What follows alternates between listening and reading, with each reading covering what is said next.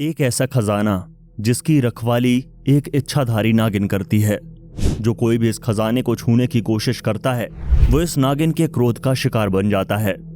ये कोई मनगढ़ंत कहानी नहीं बल्कि सत्य घटना है और महाकाल के भक्तों के लिए एक संदेश भी है।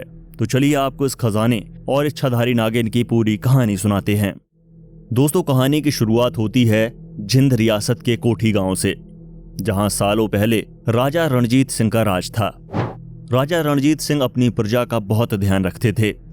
एक बार जब वो अपने दरबार में बैठकर लोगों की समस्याएं सुन रहे थे, तभी एक महिला रोते हुए आई और कहने लगी कि मेरा बेटा कई दिनों से घर वापस नहीं आया।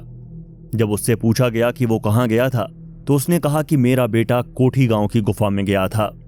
ये सुनकर वहां बैठे सभी दरबारी डर गए। उन्होंने कहा कि उस गुफा पर तो भूतों का कब्जा है, आज तक वहां से कोई भी जिंदा वापस नहीं आया है और मुमकिन है कि तुम्हारा बेटा भी अब तक जिंदा नहीं होगा। ये सुनकर महिला रोने लगी। महाराज ने जब ये देखा तो उसने महिला को आश्वासन दिया कि वो उसके बेटे को ढूंढने की पूरी कोशिश करेंगे। इसके बाद महाराज ने सैनिकों की एक टुकड़ी को गुफा में खोज करने के लिए भेजा, पर कई दिन बाद भी जब सैनिक वापस लौट कर नहीं आए तो महाराज को दरबारियों की बात सही लगने लगी। उन्होंने ऐलान करवाया कि जो गुफा का रहस्य सुलझाएगा उसे उचित इनाम दिया जाएगा। उसी गांव में वीरभद्र नाम का एक युवक रहता था। वो महाकाल का परम भक्त था। उसने इस चुनौती को स्वीकार किया। वो एक सिद्ध बाबा के पास गया और उनसे गुफा का रहस्य पूछा। सिद्ध बाबा ने अपना ध्यान लगाया और कुछ देर आंखें बंद करके रखीं। उसके बाद उन्होंने आंखें खोली और वीरभद्र से कहा कि उस गुफा में एक इच्छाधारी नागिन है जो उस खजाने की रक्षा कर रही है। वीरभद्र ने पूछा कि वो नागिन उस गुफा की रक्षा क्यों कर रही है, तो सिद्ध बाबा ने बताया कि कई साल पहले इस गांव में एक इच्छाधारी नागिन एक सुंदर कन्या का रूप बनाकर रहती थी। एक दिन जब वो नदी किनारे टहल रही थी, तब उसे नदी में कुछ चमकीली वस्तु दिखाई दी। जब उसने उसे हाथ में लिया तो वो चौंक गई, क्योंकि वो वस्तु सोना थी। नदी में एक दिशा से सोना बहता हुआ आ रहा था। नागिन ने उस सोने की दिशा में चलना शुरू किया तो वो एक गुफा तक पहुंच गई। उस गुफा को देखकर उसकी आंखें खुली की खुली रह गईं।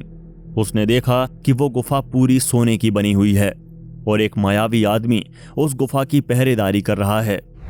इच्छाधारी नागिन को देखकर वो व्यक्ति उसके पास आया और बोला कि मैं सालों से इस पल का इंतजार कर रहा था। अब मेरी जिम्मेदारी पूरी हो गई। आज से तुम इस खजाने की रक्षा करोगी और इसे किसी भी लालची इंसान को छूने भी नहीं दोगी। ऐसा कहकर वो मायावी आदमी गायब हो गया। बस उसी दिन से वो इच्छाधारी नागिन उस खजाने की रक्षा कर रही है और जब भी कोई लालची इंसान उस खजाने को छूने की कोशिश करता है तो वो उसे मार डालती है।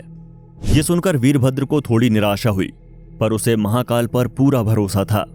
उसने राजा को इस बारे में बताया और गुफा में जाने की इच्छा जाहिर की। राजा ने उससे कहा कि वो क्यों मौत के मुंह में जाना चाहता है, तो वीरभद्र ने कहा कि मेरा महाकाल मेरे साथ है और उनके होते हुए मेरा कोई कुछ भी नहीं बिगाड़ सकता। फिर वीरभद्र गुफा में चला गया। गुफा पूरी सोने की बनी थी और उसमें हीरे मोती जड़े हुए थे। वहीं कई सारे लोग बेहोश या मरे हुए पड़े थे। वीरभद्र ने जैसे ही एक बेहोश आदमी को छूने की कोशिश की, एक विशालकाय नागिन अपने फन फैलाकर उसकी ओर बढ़ती है, लेकिन वीरभद्र उससे बिल्कुल नहीं डरा और ना ही सोने की चमक का उस पर कोई असर हुआ। ये देखकर नागिन बहुत प्रसन्न हुई। उसने कहा कि अब मेरी तपस्या सफल हुई और ऐसा कहकर वो गायब हो गई। वीरभद्र सभी लोगों को लेकर वापस आ गया। राजा ने वीरभद्र के कहने पर खजाने का उपयोग अपने क्षेत्र विकास के लिए किया और कोठी गांव एक विकसित और संपन्न गांव बन गया।